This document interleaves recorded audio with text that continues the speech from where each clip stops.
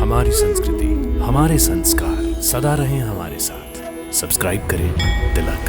भैया मैं आपकी शरण में आ गया हूँ, भैया आपकी शरण में आ गया हूँ। भरत,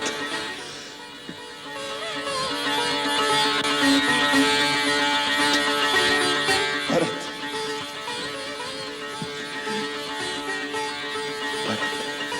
मेरे भाई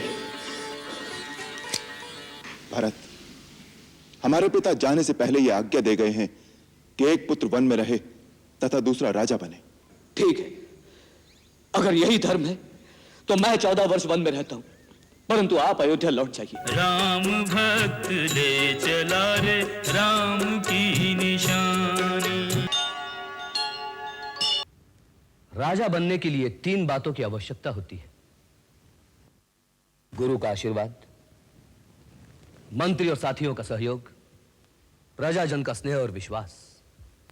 आज मुझे ये तीनों प्राप्त हो गए, इसीलिए मैं बड़ी प्रसन्नता के साथ यह राज्य स्वीकार करना चाहता हूं। परंतु मेरे मन में एक शंका है।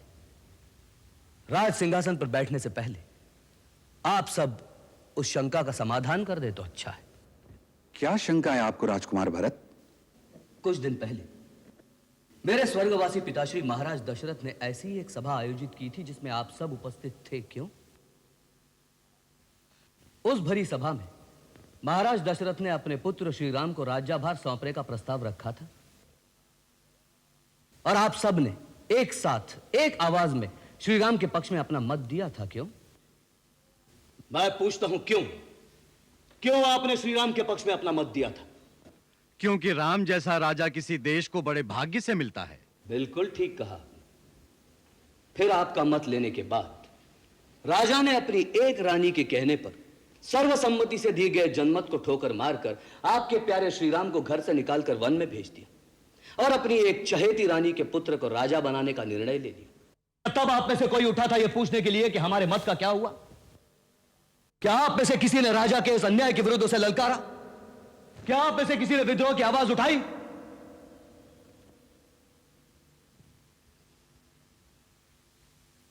मत का अधिकार होना अच्छी बात है, परंतु जो उस अधिकार की रक्षा नहीं कर सकते, उस अधिकार के लिए लड़ना नहीं जानते, उनका यही हाल होगा।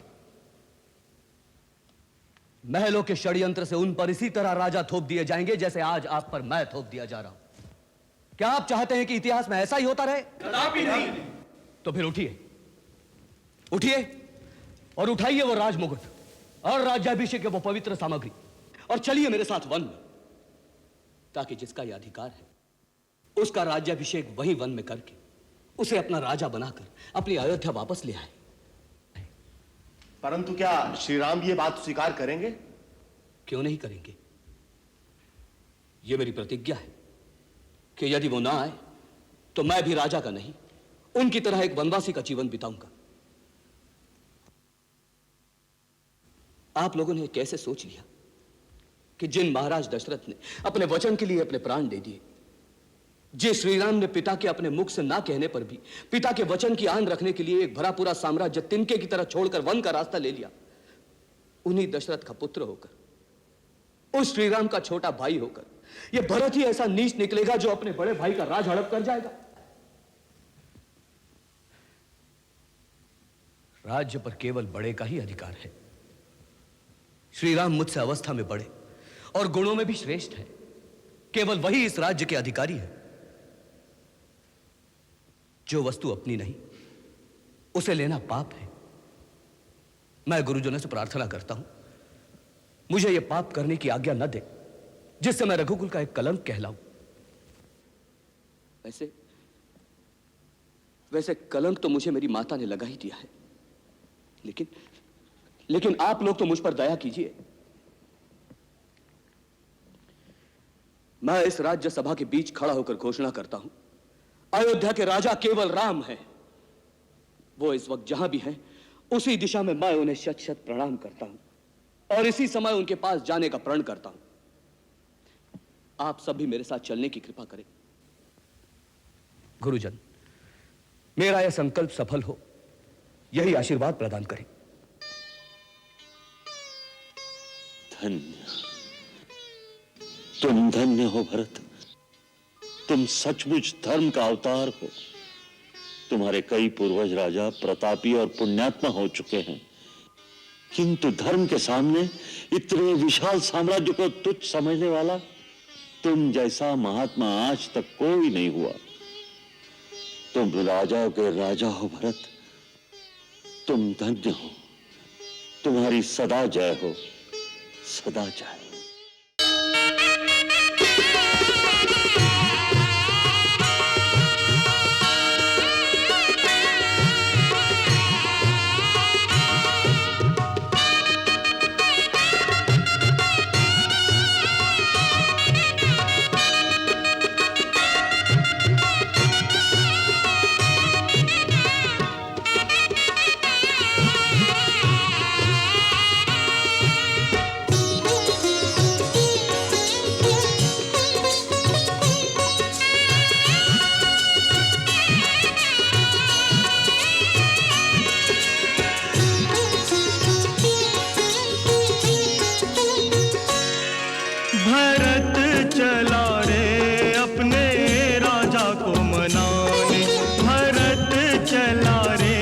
अपने राजा को मनाने, राजा को मनाने, राजा को मनाने, राजा को मनाने, राजा को मनाने, भगत चला रे प्रभु दर्शन पाने।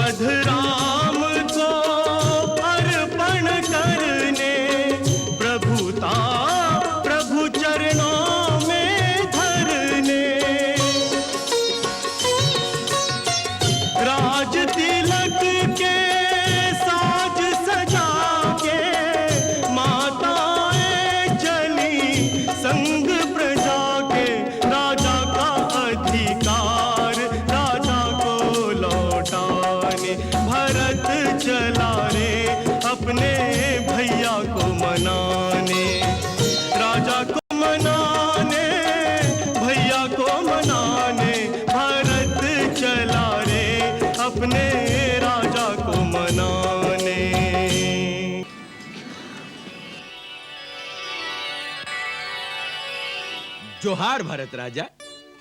नहीं निषाद राज, मैं आपकी शरण करता हूँ।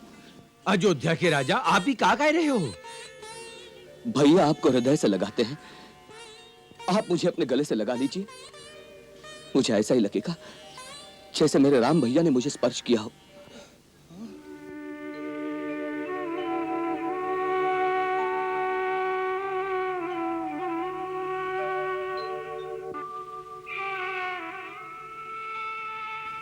आप मुझे इस योग्य नहीं मानते ना? ठीक है, मेरे पापों का यही दंड है। नहीं नहीं भरत भैया, नहीं नहीं मोर भैया, हमसे भूल हो गई। हम तुम्हारा अपराधी हैं भरत भैया। हमारे मन में जाने का विचार उठत रहे तोरे। भरत भैया, हमका क्षमा कर दियो, हम पापी हैं। अरे श्री राम के भाई के लिए हमारे मन में कैसा विचार उठत रहे। हम बहुत बड़े पापी हैं भरत भैया, हमसे पाप हो गया। हमका क्षमा कर दो भैया, हम आपका जाने नहीं। आप तो सचमुच राम के दूसर रूप हैं। बिल्कुल वही राम भैया जैसा स्नेह है आपके हृदय में। शत्रुघ्न, इनके चरण छुओ। यही राम भैया से कह के हमें क्षमा दिला सकते हैं। नहीं कुमार, नहीं नहीं। जोहार मंत्री जी। श्री राम जी सच्चे कहत रहे कि हमार भरत बहुत महान है ना? भैया मुझे याद कर रहे थे। हाँ, बहुत बहुत याद करत रहे। घास के बिछौने पे सोए सोए सारी रात आपे की बातें करत रहे। घास के बिछौने पर? भैया घास के बिछौने पर सोए थे? हाँ, वो देखिए, वो जौन वट वृक्ष के नीचे घास का बिछौना है ना, उसी पर भैया राम और मैया सीता पूरी रात सोए रहे।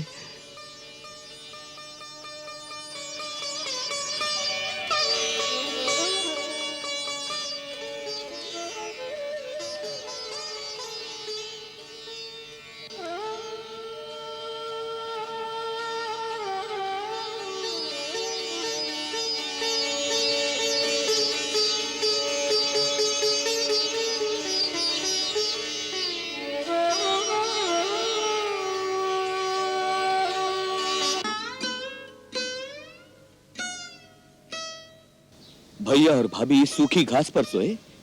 हाँ कुमार जी, हमार प्रभु श्री राम ही सोए हुए थे। हमार बिछौना नहीं लिहन और हमार परोसा हुआ भोजनो नहीं खाए। कंद मूल खाए और गंगा जी का जल पी के अपन पेट भर लिया। और दूसरा ही दिन नंगे पैर ही चित्रकूट की ओर चल दिए। हाय रे अभागे भरत,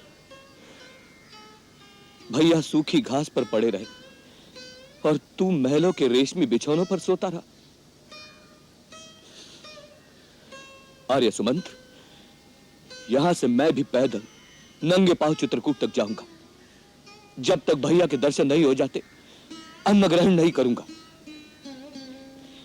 स्वामी कंदमूल खाए और सेवक राजभोग खाए। धिक्कार है ऐसे सेवक पर, धिक्कार है।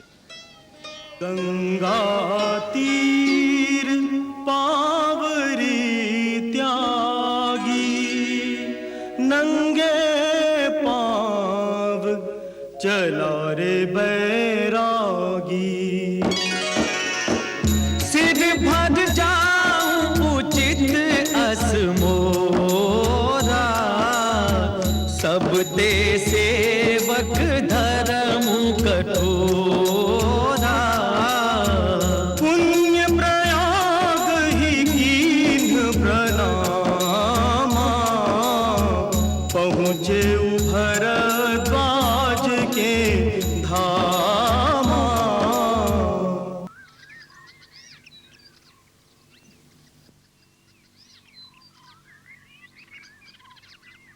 क्या यही चित्रकूट है? जी। तो जाने भैया राम की कुटिया कहाँ होगी? आप चिंता मत करें कुमार, हम मनई भेजे, अभिनय पता लगाए कि आ जाए। कुमार कुमार कुमार, मैंने श्री राम की कुटिया ढूंढ ली है। उनकी कुटिया इसी स्थान पर है। वो पेड़ों का झुरमुट दिखाई देता है ना, ठीक उसकी दूसरी तरफ। वो इस समय राजकुमार लक्ष्मण और देवी सीता सहित वहां विराजमान हैं। क्या भैया विराजमान है? चलिए गुरुदेव, आप ये चढ़ाई शीघ्रता से चढ़ नहीं पाएंगे। आप माताओं को लेकर धीरे धीरे आइए, बाकी सब लोग यहीं विश्राम करेंगे। आइए चलिए।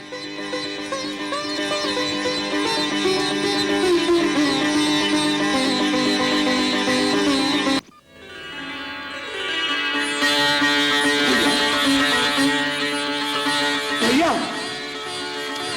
भैया, मैं आपकी शरण में आ गया हूँ। भैया आपकी शरण में आ गया हूँ।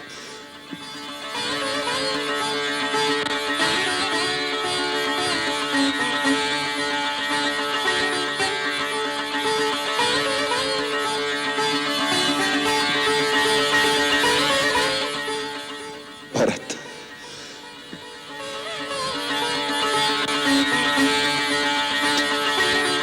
भरत,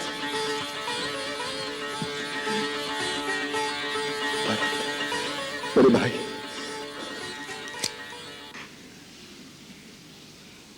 नहीं भैया, जिस पापी के कारण आपकी ये दशा हुई है उसे भाई मत कहिए। मैं अब इसका अधिकारी नहीं।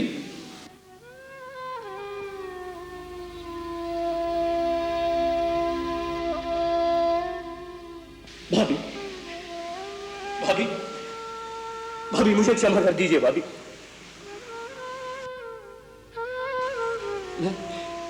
मैं एक निर्लज की भांति आपके सामने आ गया।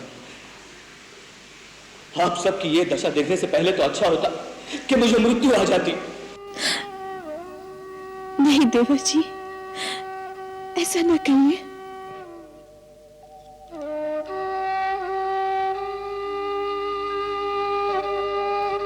प्रणाम भैया, प्रणाम। नहीं लक्ष्मण, मैं इस योग्य नहीं कि तुम मुझे प्रणाम करो। मेरे मन में पाप नहीं, मैं स्वयं मूर्तिमान पाप हूं, जिसके कारण भैया, भाभी और तुम्हारी ये दशा हुई है। ऐसे पापी को प्रणाम मत करो।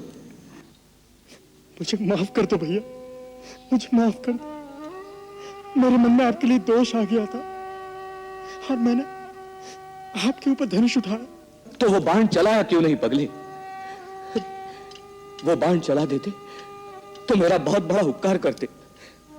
फिर मैं भैया के सामने अपना एक कलंकित मुंह लेकर तो नहीं खड़ा होता। मेरी कुलघातिनी माता के पापों का मुझे यही दंड मिलना चाहिए। भरत, माता के लिए ऐसे अपशब्द कहना पाप है। तुम तो धर्म के अवतार हो।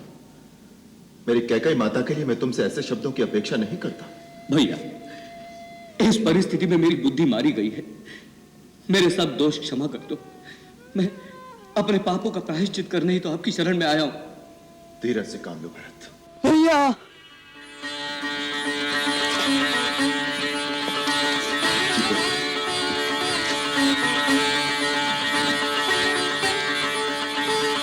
भाभी,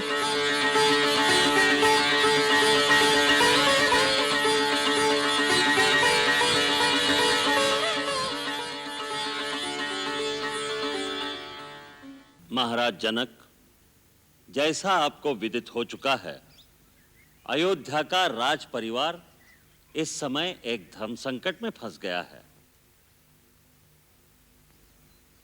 ऐसे समय में आपका आगमन सर्वतः मंगल सूचक है। इससे हम सबको धैर्य बन गया है कि आप अपने ज्ञान और विवेक से हमारा मार्गदर्शन करेंगे। एक ओर राम की मर्यादा है और दूसरी ओर भरत का प्रेम। इन दोनों में जीत किसकी हो? आप इस समय दोनों परिवारों में सबसे श्रेष्ठ हैं। इसलिए हम सब ने एक मत होकर निश्चय कर लिया है कि आप जैसा निर्णय करेंगे सभी लोग उसका पालन करेंगे। नाथ, हमारे लिए अब पिताश्री के स्थान पर आप ही हैं। आप धर्म के पूर्ण ज्ञाता हैं। इसीलिए मुझे विश्वास है कि आप मेरे धर्म की रक्षा करेंगे। मुझे अपना सेवक समझकर आप जो आज्ञा देंगे मैं उसे पूरा करूंगा।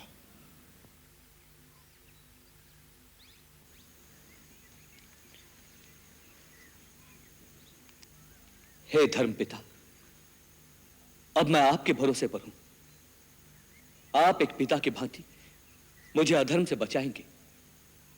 आप एक राजा भी हैं और एक ऋषि भी। इसीलिए निष्पक्ष भाव से आप मेरे हृदय के प्रेम को जानकर मेरा न्याय करेंगे। मैंने श्रीराम भैया के राज्याभिषेक की पूरी सामग्री आपके सामने रख दी है।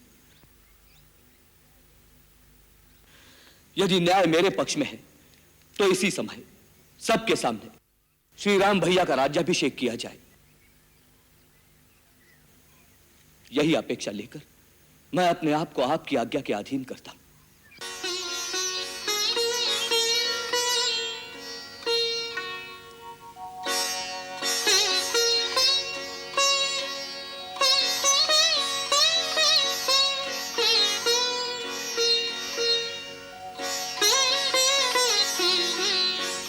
श्री राम, श्री भरत, तुम दोनों में महान कौन है इसका निर्णय तो स्वयं ब्रह्मा भी नहीं कर सकते। फिर मैं तो एक तुच्छ प्राणी हूं। एक ओर धर्म और मर्यादा की सीमा है तो दूसरी ओर प्यार और ममता की परिसीमा। ऐसी दोनों महान विभूतियों के बीच निर्णय देने का साहस अत्यंत दुष्कर कार्य है, परंतु इस परिस्थिति में अपना कर्तव्य समझकर मैं भगवान शंकर के चरणों में प्रणाम करता हूं। तो जैसा उचित समझें वैसी मुझे प्रेरणा दें।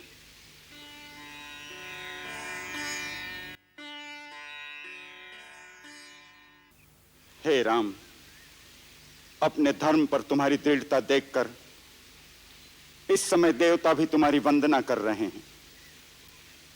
धर्म ही सबसे बड़ी शक्ति है जिसके सहारे ये धरती स्थिर है। शास्त्रों के अनुसार तीनों लोक में धर्म से बड़ा कुछ भी नहीं, जिससे हम सब बंधे हुए हैं।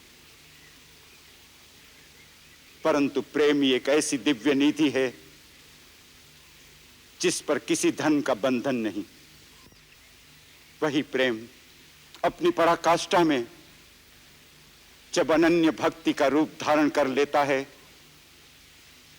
तो स्वयं भगवान भी विधाता के बनाए हुए कर्म के सारे विधान, सृष्टि के सारे नियम तोड़कर भक्त के आगे हाथ बांधकर खड़े रह जाते हैं और वो अपने भक्त की आन रखने पर विवश हो जाते हैं। इसलिए इस समय भरत का पल्ला भारी है।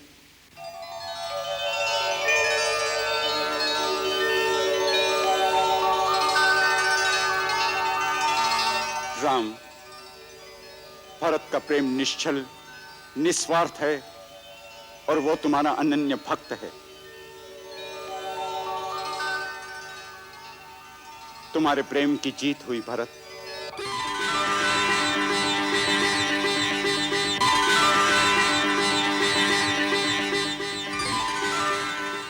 परंतु याद रखना, प्रेम का भी एक विधान है, उसके भी कुछ नियम है। प्रेम की असली शक्ति उसके निस्वार्थ होने में है, और जब प्रेम निस्वार्थ होता है तब वो कुछ नहीं मांगता।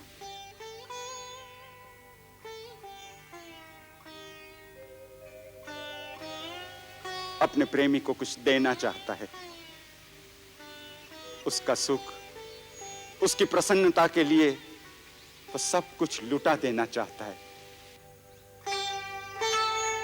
इसलिए इस समय तुम यही निर्णय करो कि तुम अपने राम के लिए क्या दे सकते हो।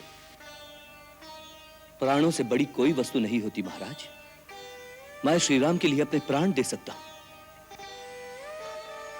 प्राण देना सरल काम है, किंतु अपनी प्रेमी के लिए कभी कभी जीना कठिन होता है।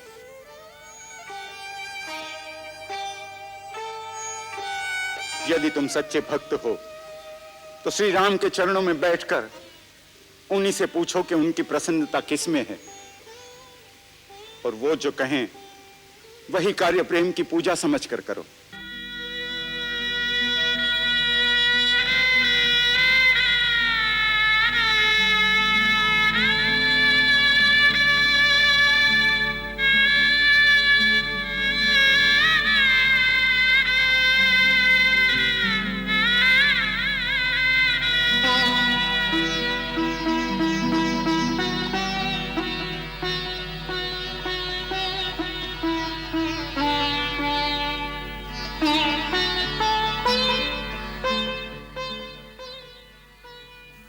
महाराज, आपने मेरी आंखों से स्वार्थ के सब पर्दे हटा दिए।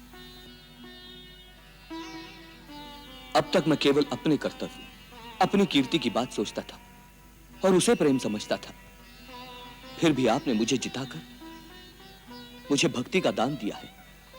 मैं जन्म जन्मांतर तक आपके इस उपकार का ऋणी रहूंगा।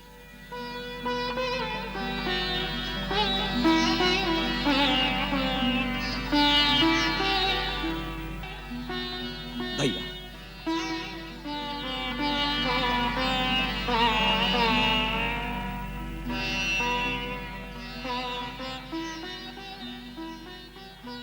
भैया आज्ञा दो, मुझे क्या करना है?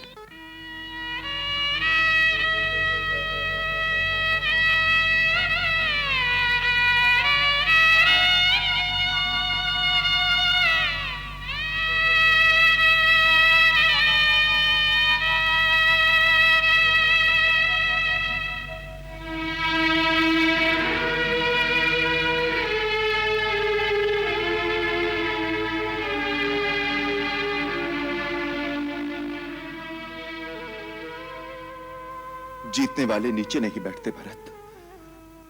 मेरे भाई, आज राम तुम्हारे प्रेम के सामने हार गया। जो राज्य तुम मुझे देने आए हो, मैं उसे स्वीकार करता हूं।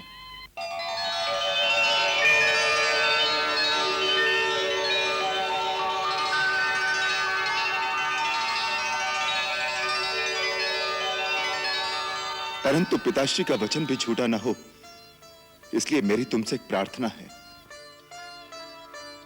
14 वर्ष तक मेरे स्थान पर तुम उस राज्यभार को संभालो।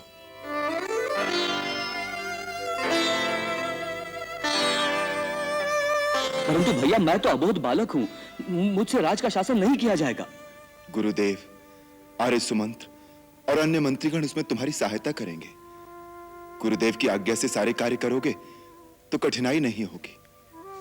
सारे कार्य सुगमता से होते रहेंगे और 14 वर्ष बाद आकर मैं अपना राज्य तुमसे ले लूंगा।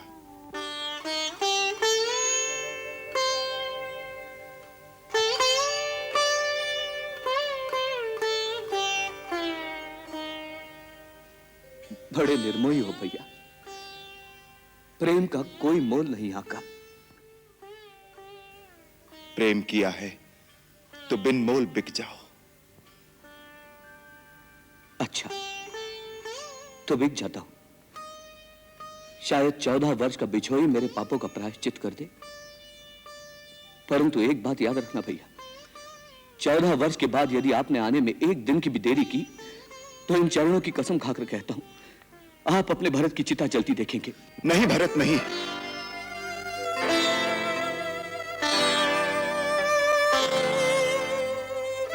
भैया, मैं तुझे वचन देता हूं, मेरे आने में एक दिन की भी देरी नहीं होगी।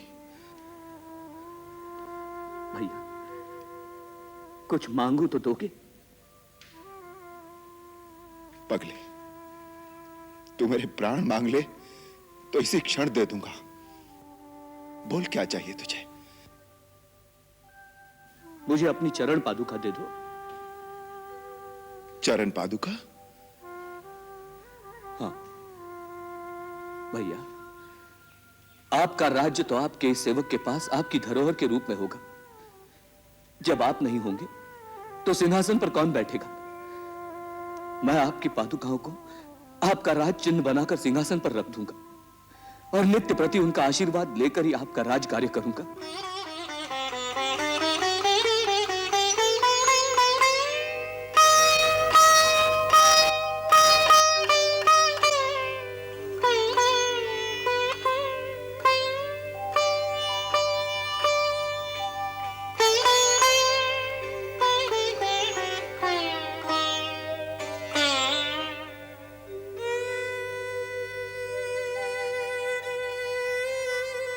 लक्ष्मण,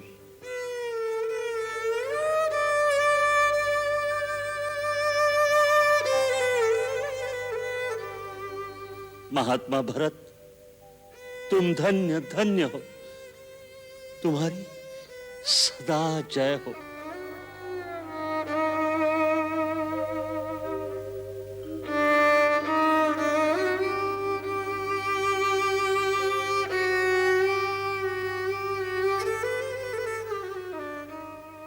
भैया, एक बार अपने चरण इन पर रख दीजिए।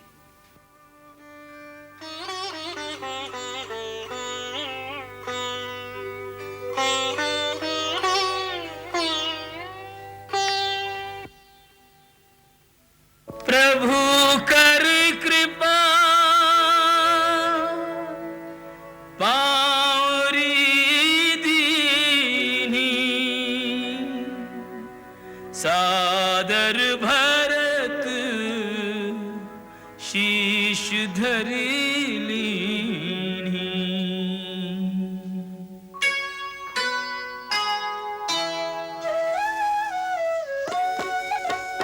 राम भक्त ले चला रे राम की निशानी, राम भक्त ले चला रे राम की निशानी। शीश पर खड़ा हूं अखियों में पानी, राम भक्त ले चला रे राम की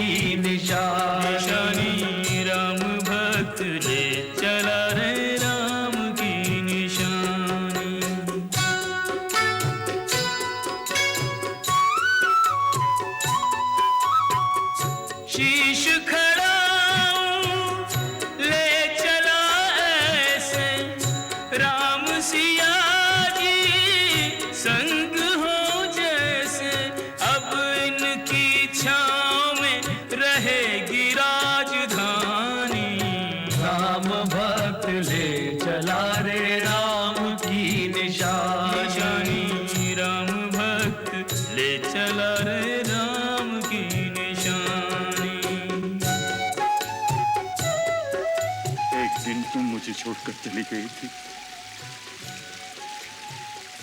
आज मैं तुझे छोड़कर जा रहा हूं। पल छिन लागे सदियों जैसे, 14 वर्ष कटेंगे कैसे, जाने समय क्या खेल रचेगा, कौन मरेगा कौन बचेगा, कब्र मिलन के फूल खिलेंगे, नदिया के दो फूल मिलेंगे,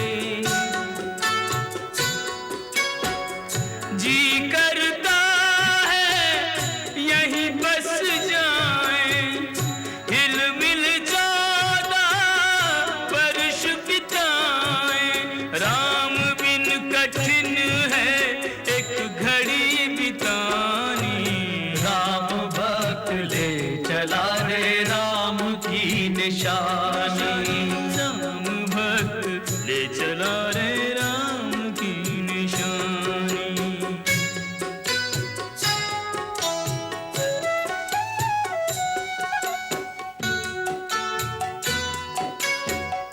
तन मन वचन उमंगी अनुरागा, धीर धुरंधर धीरज त्यागा, भावना में बह चले धीर वीर ज्ञानी, राम भक्त ले चला रे राम की निशानी, राम भक्त ले चला रे राम की निशानी, शीश पर खड़ा हूं, अखियों में पानी, राम भक्त ले चला रे राम की निशानी, राम भक्त ले चला रे राम की निशानी।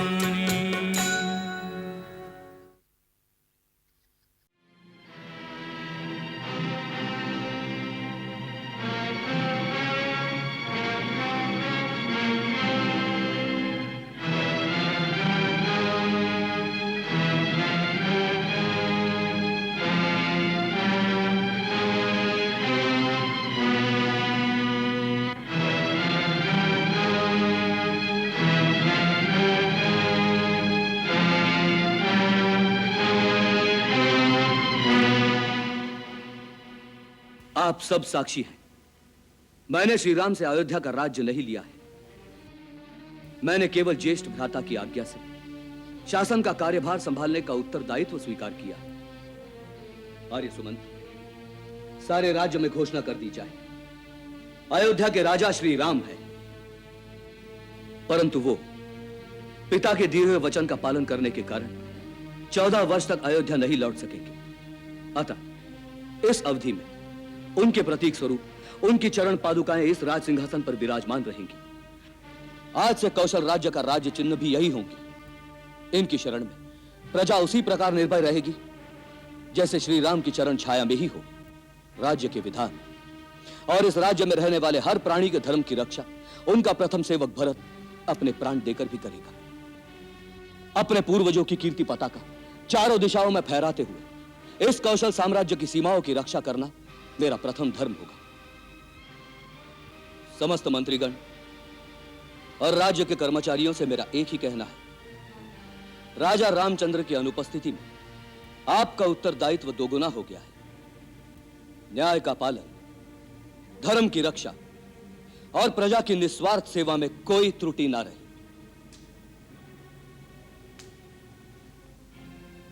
ब्रह्मवेताओं,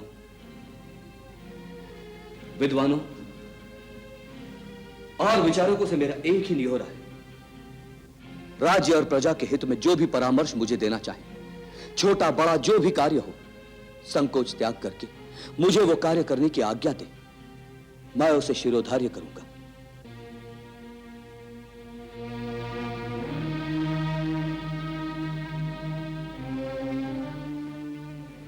गुरुदेव, यदि आप आज्ञा दें तो अपने मन की एक बात आपके सन्मुख इस आशा से निवेदन करूं क्या आप उसमें सहमति दें? कुमार भरत, तुम्हारे सद्विचारों को हम बड़े आदर से सुनते हैं। अतः वत्स, तुम निसंकोच अपने मन की बात कहो। गुरुदेव, जिसका स्वामी वन में तिनकों की कुटिया में रहे, उसके सेवक को राजमहल में रहना नहीं सुहाता। इसलिए आज्ञा दें, मैं भी नगर से बाहर सरयू के किनारे नंदीग्राम में एक कुटिया बनाकर तपस्वियों की भांति रहूंगा। मेरे प्रभु धरती पर सोते हैं, मैं भी वहां एक गड्ढा खोदकर अपने स्वामी से नीचे के स्तर पर सोऊंगा। वहीं एक पादुका मंदिर बना के श्री राम की चरण पादुकाओं को सिंहासन पर सुसज्जित करके उनकी आज्ञा से ही राज्य का कार्यभार संभालूंगा। इसके लिए आज्ञा चाहता।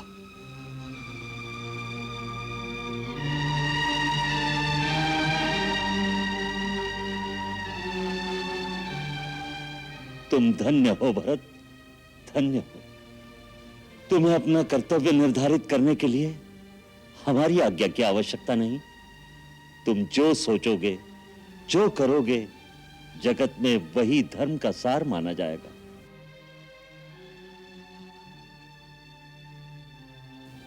धर्मपिता महाराज जनक और समस्त गुरुजनों से मेरी यही याचना है कि आप मुझे आशीर्वाद दीजिए, जिससे मेरे कर्तव्य पालन में मुझे सफलता मिले। कुमार भरत, जैसे पर्वतों से नीचे की ओर बहता हुआ नदियों का समस्त जल सागर में एकत्रित हो जाता है, उसी प्रकार इस महान रघुकुल में उत्पन्न हुए तुम्हारे पूर्वजों के समस्त सुकृत, उनके पुण्य फल और सुंदर संस्कार सब तुम में एकत्रित हो गए हैं। तुम्हारा नाम इस संसार में अमर रहेगा। तुम जैसे महान मानव ही इस धरती पर धर्म का आधार हैं।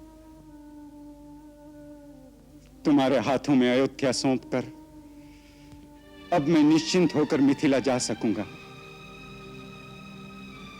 भगवान आशुतोष तुम्हारी रक्षा करें।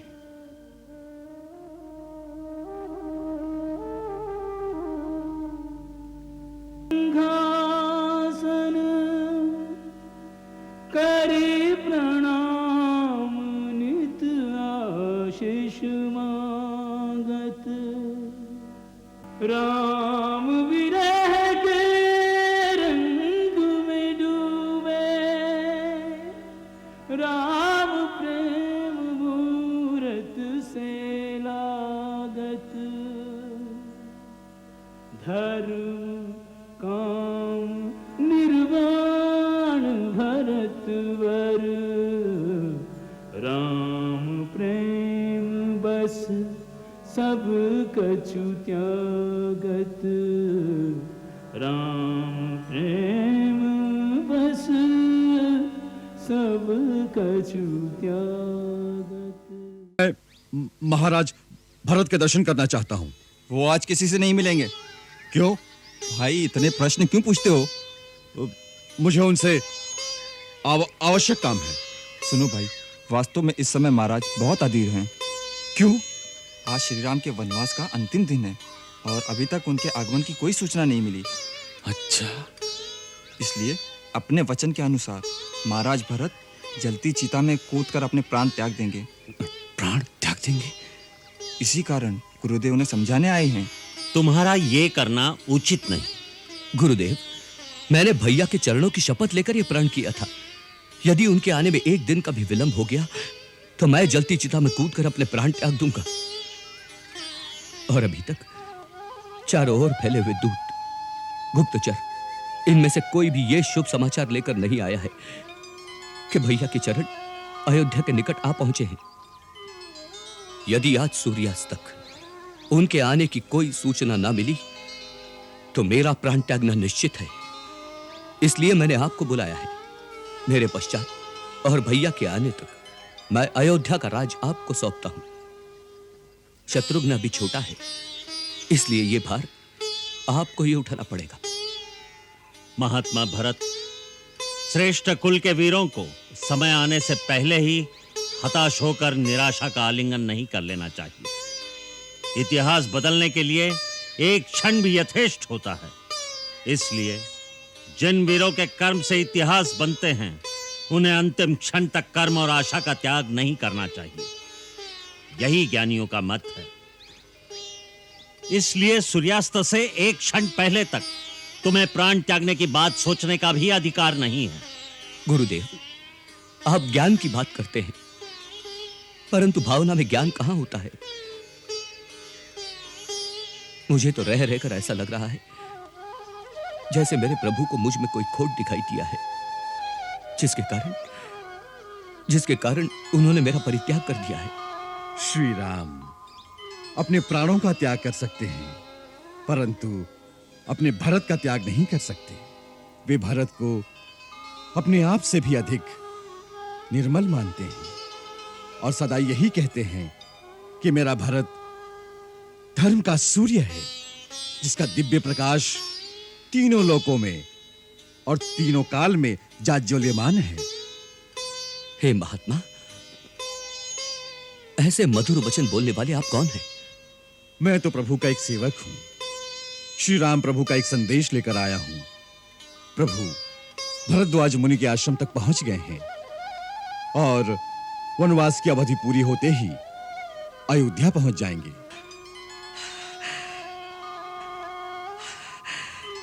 सच? मेरे प्रभु आ गए? सचमुच आप मेरे लिए स्वयं भगवान का रूप हैं, जिन्होंने अपने वचनों के अमृत से मुझे प्राण दान दिया है। मेरा प्रणाम स्वीकार करो भगवान। ये क्या कर रहे हैं महाराज भरत?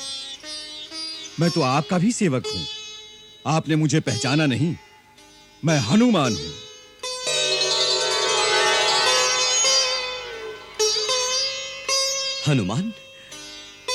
हनुमान भैया, तुम तो मेरे प्राण दाता हो। तुमने ये नहीं बताया भाभी साथ है ना? और वो मेरा लक्ष्मण कैसा है? सब कुशल से हैं। श्री राम प्रभु ने रणभूमि में त्रिलोक विजयी रावण का वध करके तीनों लोगों को शोक मुक्त कर दिया है।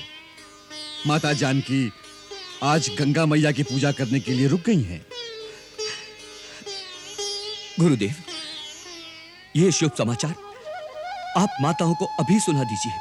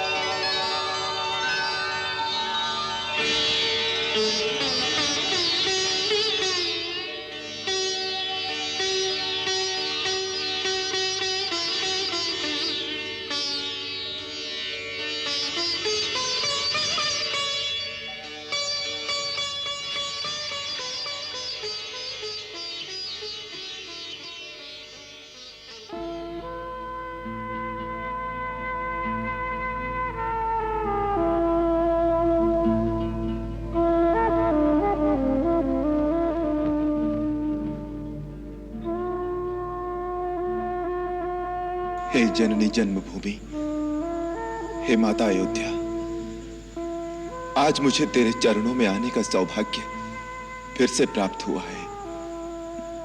तेरा पुत्र राम तेरी पवित्र माटी को शत शत प्रणाम करता है। जननी जन्मभूमिश्च स्वर्गादपि गरीयसी।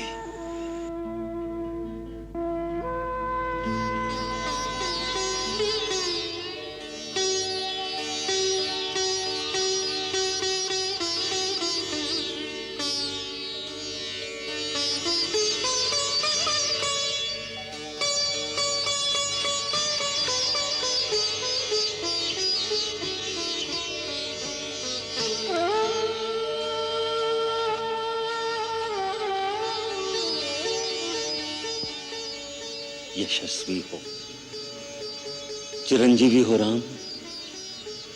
रावण पर विजय पाकर तुमने अपने पूर्वजों की कीर्ति को और भी उज्जवल कर दिया है। आप तो जानते ही हैं कि ये सब आपके आशीर्वाद का ही प्रताप था गुरुदेव। राम, आदिकाल में जब ब्रह्मा जी के कहने पर मैंने सूर्यकुल का पुरोहित बनना अस्वीकार कर दिया था, तो उन्होंने कहा था कि इस अवसर को मत छोड़ो, इसी कुल में भगवान का अवतार होगा।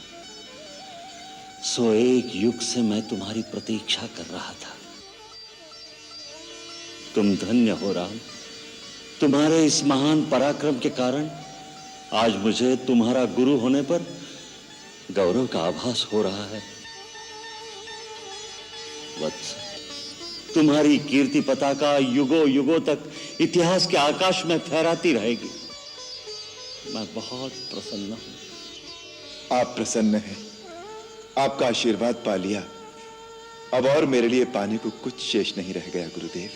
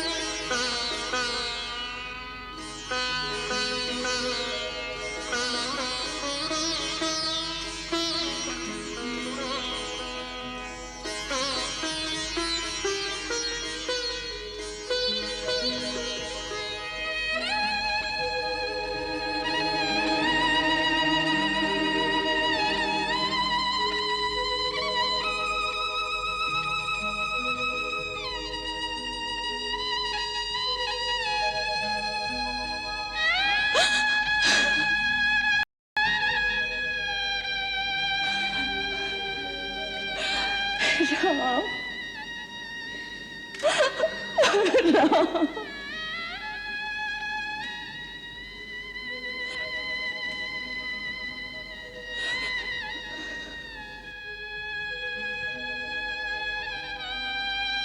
मां, मेरे लिए राजभोग बनाकर रखा है ना? मैं जानती थी तुम मुझसे राजभोग अवश्य मांगेंगे। मां, मुझे सबसे अधिक दोगी ना? तेरे लिए अलग से रखा है मेरे लाल।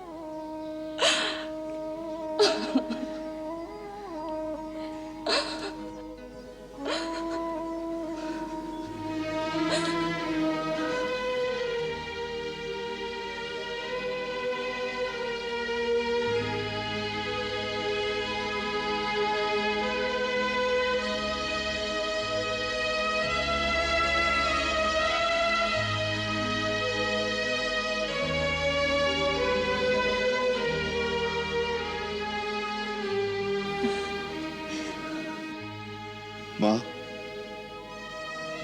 बड़ी मां ने कहा था लक्ष्मण को साथ लिए बिना अयोध्या लौटकर नहीं आना। देख लो, लक्ष्मण को साथ लेकर ही आया हूं। राम, लक्ष्मण को लाने की आवश्यकता नहीं, वो तो तेरी परछाई है बेटे। तू जहां जाएगा वो वही होगा। हाँ बेटे, फिर भी नहीं।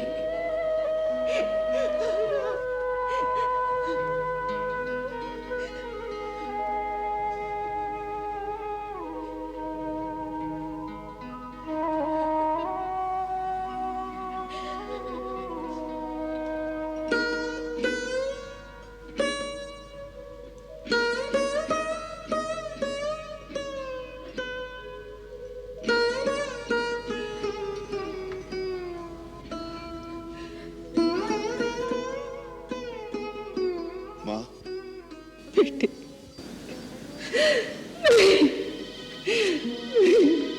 नहीं मेरे लाल, नहीं मेरे बच्चे।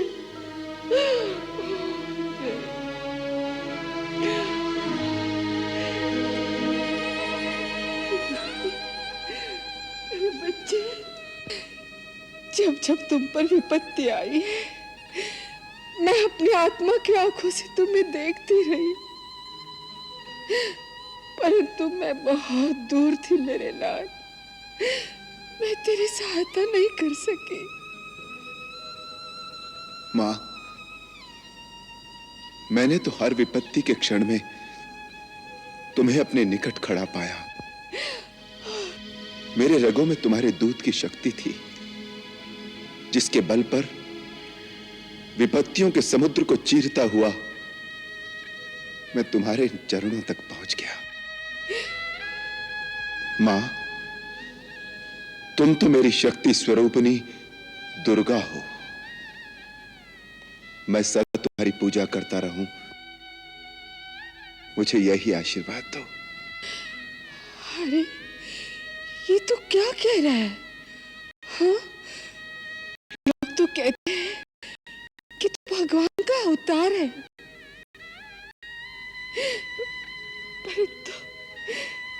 परंतु मैं तो इतना ही जानती हूँ कि तू मेरे हृदय का टुकड़ा है। बस मैं तुम्हें उसी रूप में निहारती हूँ।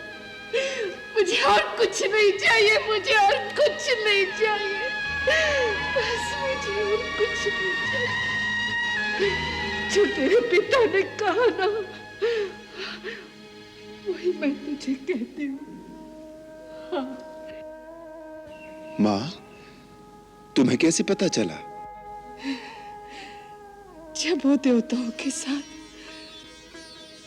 तुम्हारे विजय पर तुम्हें आशीर्वाद देने आए थे, उसी रात मेरे सपने में आकर उन्होंने मुझे वहां का सारा वृत्तांत बता दिया।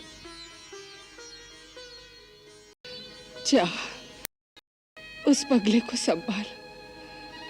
उसने तो तुझसे अधिक कठोर वनवास काटा है।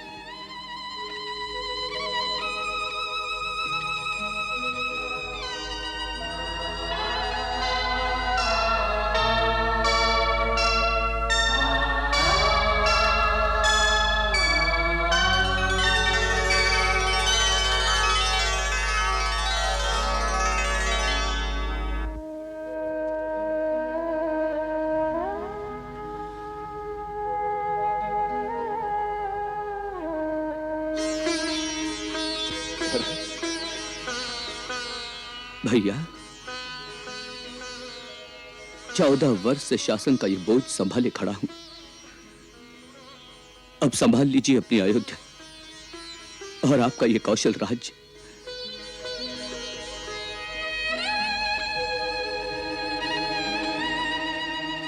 भैया, ये उत्तरदायित्व अब मैं आपके श्री चरणों में समर्पण करता हूं, स्वीकार करें।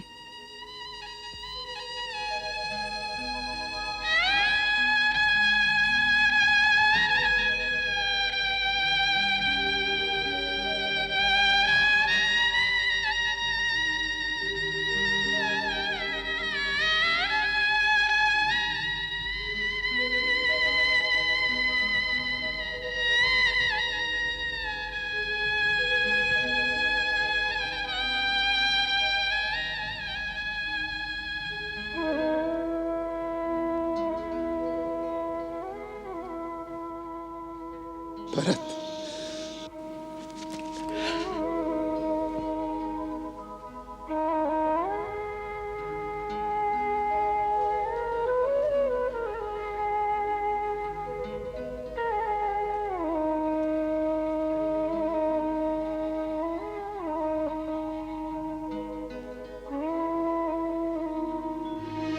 भैया, आपकी प्रजा के प्रति यदि मेरी ओर से कोई भूल हो गई हो तो उसके लिए क्षमा कर देना। मैं आपकी भांति कोई राजा नहीं, मैं तो केवल एक सेवक हूं। भरत, अनंत काल तक तीनों लोक में जब भी कोई प्राणी धर्म की बात कहेगा तो धर्म का प्रमाण देने के लिए केवल एक ही नाम लिया जाएगा, और वो होगा मेरे भरत का। भरत, मैंने तो वन में 14 वर्ष बिताए पिता की आज्ञा के कारण, परंतु तुमने तो केवल भावना और भ्रातृ प्रेम के कारण 14 वर्ष राजधानी के बीच रहकर भी सन्यासियों की तरह बिताए। भरत, तुम हम सब भाइयों में सबसे महान हो।